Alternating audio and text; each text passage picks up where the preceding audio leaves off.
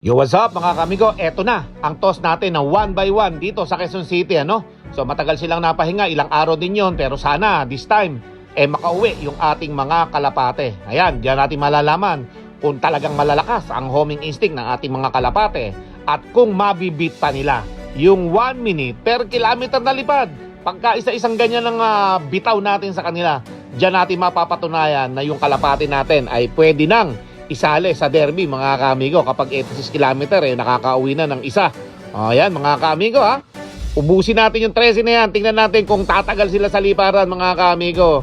Ayan na. Sige, lipad lang. Uwi ng uwi. Mga kaamigo, yung ating mga kalapate, basta uwi lang ng uwi. Training tayo ng training. Ayan mga kaamigo ha. Hanggang sa huli nating pinakawalan ng isang ibon natin ay biglang napasama sa maraming kalapate mga kaamigo. Higit 100 kalapate na pasama. Nagkakalapati lang, wala na akong masabi. Lupit ng mga ibon, dalaga niyang kalapate. Siya ay nakakabilib, taong mabagong baba. Kilalang kilala niyo, punong ministro. Yo, what's up mga kamigo? Welcome back to Puno Ministro Love TV. So ngayong araw mga kamigo, pipick up na naman tayo ng kalapate kay Kokoy sa Bypass Plaridel, ano? Upang madala natin dito sa Manila, Quezon City. Pero solo na po mamaya ang ating papakawalan mga kamigo. Kaya eto, masusubukan sila sa 80 km na naman mga kamigo. Sana wag nang mabawasan yung ating kalapate. 13 na lang po yung kalapate natin mga kamigo. 18 to. Pagdating ng 80 km 13 na lang mga kamigo. Magic 13 na. So we'll see. Tingnan natin mamaya mga kamigo kung makakauwi lahat yung ating mga kalapate. Alright, time check tayo. 4:47 na AM. Mag-aalas 5 na mga kamigo. So papunta na naman tayo ng bypass mga kamigo. At malayo-layo din yung bypass 60 km din layo dito sa amin magmula doon. So higit 1 oras din ako nagbibiyahe. Minsan natatraffic pa ako. Higit 1 oras ako bago ako makauwi. Okay, so ayan mga kaamigo. At tayo nga po ay lalarga na. Sana mabatcha na natin ng todo-todo yung ating mga kalapate na yan. Okay? Sana wala nang mawawala mga kamigo at hindi na nakakabalik yung mga nawawala sa ating mga kalapate, ano? Hindi natin alam kung ano ang tunay na mga nangyari sa mga kalapate natin. Bakit pag nawawala hindi na nakakabalik, ha? Mga kamigo. At isa pa, lumipad na sila ng grupo ron Bakit nung nag-solo-solo nawala? So maybe na-aksidente sila or anything na hindi maganda nangyari kaya hindi sila nakauwi, no? But this time medyo mas malayo nga sila, 80 km mga kamigo. Kung kaya naman masusubukan sila ngayon ng solo-solo. Hindi na tatlo-tatlo, solo-solo na agad. Wala nang tatlo-tatlo, solo na agad mga kamigo. At nang masubukan natin yung mga kalapate natin, no? Pwede rin naman na dalawa-dalawa. Ayan, para may kasamang uuwi yung kalapate. Pwede dalawa-dalawa. It's either dalawa o isa. Pag-isipan natin, pag-desisyonan natin mamaya yan mga kaamigo. At we'll see. Dahil 80 km na, no, mga kaamigo. Mas maganda nga yata na dalawa-dalawa para may kasabay yung kalapate nating uuwi We'll see. Tingnan natin kung ano magiging desisyon mamaya natin pagka nasa release na tayo ng ating lugar, no? Natuwa lang ako dito sa mga parol. Meron na naman dito sa Quezon City, Lahat ng poste nilalagyan dyan sa Quezon City, mga kaamigo. Ayan. Gaganda yung mga parol yan sa poste. Ayan, gaganda yung mga parol dito, lalaki. Pagka inaakap ng tao yan, baka 2 tao yung kayakap. So sobrang laki ba mga kaamigo yung lapad. Yung laki ng parol. Alright, so malapit na tayo sa NLEX mga kaamigo. At tulad ng dati ay sasalubong na naman tayo kay Kokoy dito sa ating meet up point, no? Plaridel Bypass mga kaamigo. Yan. Alright. So dito na naman tayo. At syempre ay pagkatapos natin dito sa 1 by 1 na to ay doon na tayo sa MOA mga kami magpapakawala. Kaya medyo mapapalayo na tayo. Siguro yun na yung last na toss natin MOA. At sasakay na tayo sa truck mga kaamigo sa susunod. Pero balik-balik na lang tayo dito sa mga toss natin na to. Hindi na tayo lalayo ng MOA kasi hanggang doon na lang talaga yung kaya ko rin na puntahan at matraffic nga dito sa Metro Manila. Pero magtotos tayo sa MOA mga kaamigo. Abangan nyo yan. Mall of Asia. lumipad ang kalapati ni amigo. Doon tayo pupunta mga amigo. We'll see. At kung saan yung pinakamagandang way na makapag-release tayo ng mga ibon, doon tayo pupunta. So for the meanwhile, dito muna tayo. Tapusin muna natin itong ating mga kalapati dito sa ating location. It's either solo mamaya o kaya double. We'll see. At yung mga kalapati naman natin umuwi naman So we'll see. Tingnan natin kung malakas pa rin ang homing instinct. Napahinga silang 2 araw mga kamigo. Let's go. Mamaya pagbalik natin dito, tingnan natin kung matraffic pa, no? We'll see. Tingnan natin mamaya mga kamigo. Sana hindi tayo matraffic para makapag-release tayo ng bago mag alas 7, no? Gusto ko nga sana makapag-release tayo mga 6:30, mga ganun mga kamigo upang kahit pa paano maaga-aga tayo makapag-release kasi it's either solo o double mamaya ang pakawalan natin. Malayo-layo na kasi to mga kamigo. 85 km to 86 km. 86 km yata tayo air distance mga kamigo. Kaya medyo malayo-layo na to Pwede natin itong gawing breaking point. Yung 80 km na to. Pero syempre gusto ko pa magdagdag. Gusto kong gawin na 100 doon sa MOA. Ayan. Kahit makarating mo lang tayo ng MOA mga kamigo doon na lang natin dalasan pakawalan yung kalapati natin na makapasyal naman sa MOA. Alright, ano kasi doon, dagat doon mga kamigo. Kailangan masanay din yung mga kalapati natin sa dagat. Para pagka nilaban na sila sa derby, marami silang dagat na dadaanan mga kamigo Okay? Mga syudad. Yan, kailangan masanay sila dyan mga kamigo. So, we'll see. Sana marami tayong mabatcher at nang makasali tayo sa South Derby Race, ano? Let's go. Tara na mga ka-amigo, nais mo bang matuto? Iba-iba ang mga tips, tsak na kapanapanabik. Tara na mga ka-amigo, huwag nang mag-alinlangan.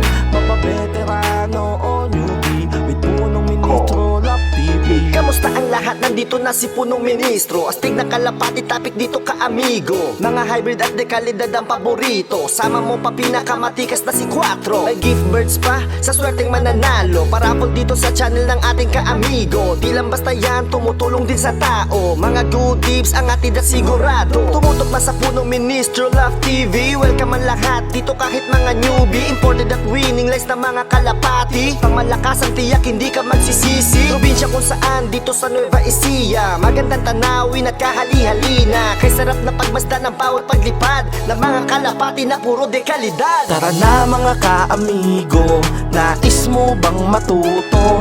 Iba-iba ang mga tips, tsak na kapanapanabik. Tara na mga ka-amigo, huwag nang mag-alinlangan. Mga Mapabeterano. ka-amigo, inabutan na tayo ng ambon. Kita nyo, hindi ko nga i-wiper muna at makita ninyo na may ambon dito sa NLEX mga ka-amigo.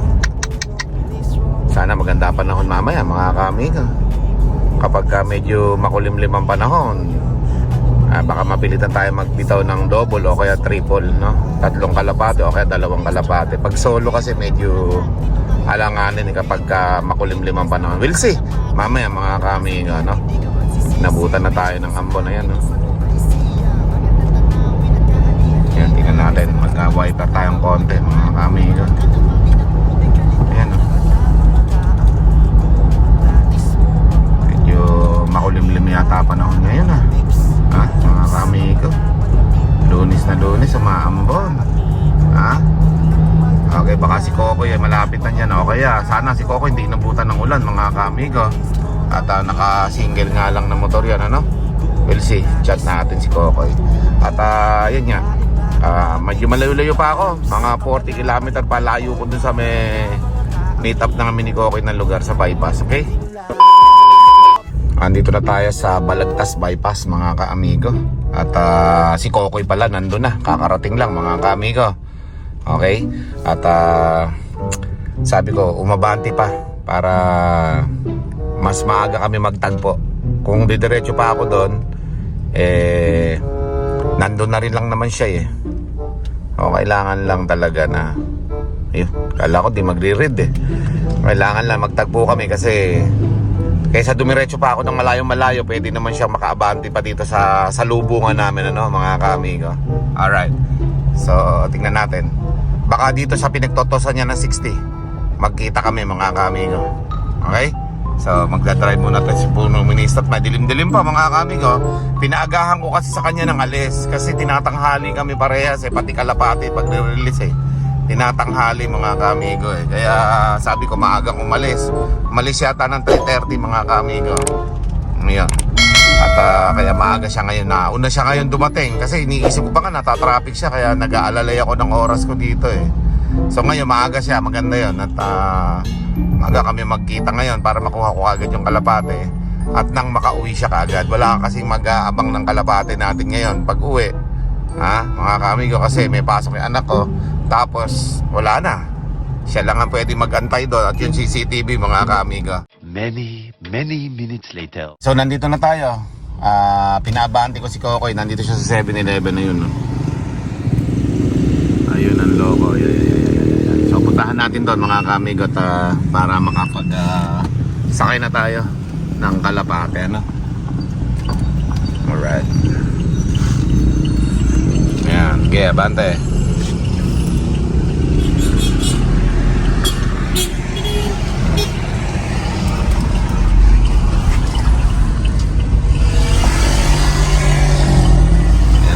Okay, 7-Eleven kami nagtagpo at medyo ano tayo nali tayo ng konti sa kanya kasi nga maambon, nag-aalangan yung isipan ko na maaga tayo makarating tas wala siya. Mauna pa pala sa Kokoy. Yan yung mga kaamigo yung panahon dito. Maulap mga kaamigo. Look.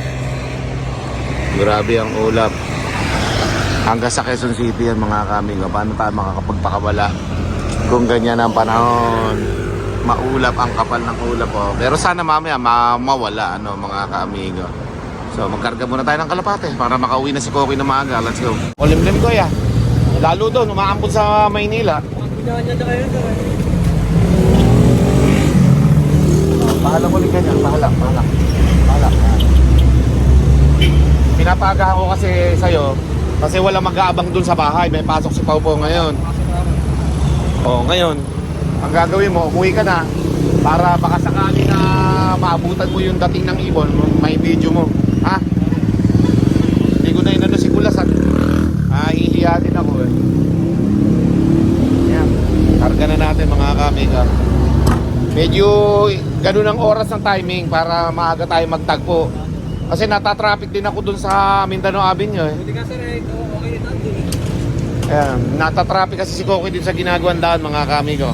Kaya ang ginawa natin ngayon, pinaagahan ko. Ayun, sakto, maaga kami magtagpo ngayon. Time check is 5:45 na mga kamigo ng umaga. Ang minoproblema na natin kapag tayo ay magre-release ng ibon, napakakapal po ng ulap. Umambon kanina doon sa Mindanao Avenue. Pero we'll see, tingnan natin mamaya, baka mawala ito. So tara na, biyahe na tayo. Baka sakali na lumiwanag mamaya yung kalangitan doon, mawala yung photo na ulam, makapag-release tayo ng mga kalapate. So, Koy, ingat. Let's go. Okay, so yan mga ka-amigo, nakaalis na ako at yun nga, minomonitor ko yung kalangitan mga kamigo kasi umaambon kanina sa NLEX. Tapos madilim yung kalangitan. Okay? Kaya nag-aalangan yung isipan ko. Ayun, kita nyo mga kamigo. Madilim.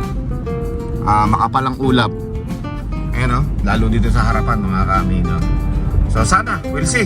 Kapag hindi nagbago yung panahon mga kamigo, ang gagawin natin ay 2 o 3 ang toss. Pero siguro mas maganda kung 2. Pag solo, baka hindi ko mapakawalan mamaya. Kung ganyan ang panahon, napakakapal po ng ulap hanggang doon sa may liwanag na nakikita nyo na sa ilalim sa tapat ng side mirror, sa taas ng side mirror. Ayan dito may konting liwanag lang. Siguro haring araw yan, gusto nang sumilip Okay. Ayan ang panahon ngayon dito ngayon. At magtotos nga tayo ng solo. Tingnan natin kung magagawa natin mag-solo ng toss mamaya mga kamigo. Pero kailangan mapagdaanan ng mga kalapati natin yung ganyang pagsubok mga kamigo na talagang dadaanan nila yung mga ganyang mapupondo ng kalangitan, mainit, at umaambon, umuulan. Yan, ganun talaga mga kamigo. So, we'll see. kung ano ang kalabasan sa ating tawas. Papatawas tayo mga kamigo. At sobra dilim ng kalangitan mga kamigo. Oh. Madilim po yan. Maliwanag lang sa video pero madilim po yung kalangitan mga kamigo. Alright. Oh, yan. We'll see. Biyahe muna tayo mga kamigo at mga makarami-rami tayo ng bawas sa daan. Malayo-layo pa ako mga kamigo. Dito sa may tulay na mahaba mga kamigo. Ayan na. Maliwanag lang eh. Pero madilim ang kalangitan mga kamigo. Lakas na hangin dito. Ilog po ito na malaki mga kamigo eh. Pero pag nakatinted kita. Maliwanag lang sa labas. Ito talaga yung tunay na ano dyan panahon. Okay, we'll see. Sana gumanda panahon. At nakapagsulo o double tayo ng pakawala. Many minutes later. Okay, so ito na. Bocaue Toll Plaza na tayo mga kamigo. At nawala ng konti yung ulan dito. Pero dito, left side mga kamigo. Left side tayo, maraming ulap. So dito sa NLEX papuntang Quezon City medyo lumiwanag na mga kaamigo. Okay, yun na lang dadaanan ng mga kalapati natin na madilim. So bahala na sila to. Kayang-kaya na nila yun. Alright, so puro toll gate ang dinadaanan natin mga kaamigo. Ganun talaga sa NLEX eh, no? Kapal ng ulap doon sa may kaliwane, no? Papuntang Bulacan mga kaamigo. Dito sa Quezon City medyo maliwanag na mga kaamigo. Nawala na yung pondo ng kalangitan, okay? So yan, at we'll see pagka nandun na tayo sa ating location, no mga kamigo. Sana hindi traffic ngayon dito sa papuntang Mindanao Avenue. Okay, yung exit ng NLEX para makapag-toast tayo ng maganda ngayong araw na to. Okay, time check tayo mga kaamigo. Medyo maaga-aga tayo ngayon. Sana hindi tayo matraffic sa Mindanao Avenue. Ayun, no, 6:16 AM. Kaya medyo maaga-aga tayo ngayon. At sumikat na ang haring araw mga kaamigo. Alright, isa itong magandang sign para maganda yung maging palipad natin dito sa Metro Manila. Yan, no? Sumikat na po mga kaamigo. At siyempre nawala na yung makapal na pondo ng kalangitan dito. Alright, yun, no? Diba? At maliwanag na dito mga kaamigo sa Metro Manila. Yan, no? Sumikat na haring araw mga kaamigo. Magandang senyalis ito. Sana gumanda rin yung panahon papuntang Bulacan na yan. Pauwi sa Nueva Ecija yung ating mga kalapati maya-maya, no? Okay? Siguro kung di tayo matatraffic 6:30 nandun na tayo sa ating location. Huwag lang matatraffic mga kamigo. Kaya tara, let's go! 346 minutes later. Okay, so yun mga kaamigo, saktong-sakto yung dating natin, no? 6:28 AM pa lang mga kaamigo. So 6:30, 6:35. Bago mag 6:40 magpapakawala na tayo mga kaamigo. At kailangan mapahinga yung ating mga kalapate. Masikat ang haring araw dito sa lugar natin mga kaamigo. Pero dun sa may bandang Bulacan ang problema mga kaamigo. Yun, no? Kakapal ng ulap doon mga kaamigo. Kaya naman, okay, so pagpahingay muna natin yung ating mga kalapate. At nang sa ganon mga kaamigo, pag-release natin dito sa Quezon City ay malakas yung ating mga kalapate, ano? Alright, pakita ko sa inyo kung gaano kalayo yung ating pinagtotosan ngayon mula ron sa ating loop hanggang dito. Ayan po mga kaamigo sa inyong screen ang ating layo, 85 to 86 km air distance mga kaamigo. Okay, at yun nga, tulad ng sinasabi ko, may loop dito sa may banda rito sa kaliwa ko. Yung kulay blue malaki na pinapakita ko sa mga nakaramblog natin. Yun, katabi ko lang yun dito mga kaamigo. At dahil dyan, ibaba na natin yung ating mga kalapate. Sakto, magpapalipad na tayo maya-maya. Let's go! Okay, so yan mga kaamigo, pinagpapahinga lang natin ng konti yung ating mga kalapate para matanggal yung kanilang medyo pagod at hilo. At pagkatapos, magre-release tayo ng mga 6:40 mga kaamigo. Medyo malayo-layo din kasi yung biyahe nila kay Kokoy na nakamotor. Sa atin medyo relax na sila kasi mga kaamigo, nakakotse sila eh. At mga ilang minuto, release na tayo mga kaamigo, okay? So baka solo-solo ito mga kaamigo. We'll see. Kasi ganun na rin naman eh. Kung dalawahin natin, okay lang. Pero kung solo, okay lang din mga kaamigo. Kaya we'll see. Tingnan natin kung ano yung mai-release natin ngayon. Kung solo-solo ba o doble. Let's go. Okay, habang tayo nag-aantay ng minuto rito, nagpakawala na po mga kamigo. Yung marami dito, yan no. Dami. Palagay ko higit 100 ito mga kamigo. Yan no. Maganda pala sa kalapate kapag sobrang dami na lumilipad. Maganda lang lumipad, pero yung patoka niyan mga kamigo, napakalaki ng maintenance niyan. At ito siguro ay mga laban ng PHA ito mga kamigo. Sobra dami ha. Yan o. Iba ang lalabanan yan. Alam nyo ba mga kamigo, yung mga ganyang labanan sa PHA, paramihan ng entry dyan eh. Para lamang kang mananalo ka talaga eh. Pagka may pera ka, isagad mo na. Kung yan rin lang naman ang kailangan mong gawin para manalo, okay mga kamigo, dapat gawin mo na. Paramihan ng entry. Yan sigurado higit 100 dyan mga kamigo. Yung kapal ng lipad na yan oh. Oh, dami oh. Grabe yung nagpalipad na yan. Sa kulay blue ang loop yan mga kamigo. At sigurado ko yung blue ang loop na to, kilala dito to sa Metro Manila. Hindi ko lang din kasi kilala to eh. Kung kakilala ko to, maaari na yan, makita natin dyan yung loopan niya eh. Pero syempre, okay na yan. Ano, taas ng lipad ng mga kalapate niya mga kamigo. Sa sobra ba naman dami na yan eh, groupings eh oh. Iba yung lipad eh. Ha? Yan mga kamigo. Grabe yung lipad eh. Masayang masaya lipad pag madami mga kamigo eh oh. Yung groupings ba, naglalaro yung mga kalapate. Ha? Mga kamigo. Oh. Parang ganyan lang yung kay mentor eh. Basta pinakawalan mga kamigo. Oh, 6:35 nagpapakawala mga kamigo ha. Yan oh. Dami. Okay, so maya magre-release na tayo ng ating mga ibon. Solo mga kamigo, let's go. Okay, time check, 6:40 mga kamigo. At umpisa na tayo mag-release ng ating kalapate oh. Yung babae na may batik. Ha? Uwi ka ha. Oh, yan na. Solo po yan mga kamigo. Pagitan tayo nga magre-release ng kalapate mga kamigo. Yan oh. Pakisasama sa madami ha. Ayun mga kamigo. Solo siyang umuwi. Ayan.